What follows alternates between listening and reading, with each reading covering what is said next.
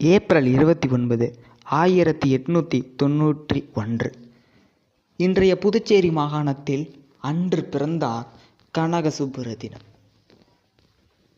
ஆமாங்க, கனக சுப்புரத்தினம் என்பது நமது பாரதிதாசனுடைய இயற்பெயர். ஒரு சமயம் அவர் ஒரு திருமண நிகழ்ச்சிக்கு போயிருக்கிறாரு.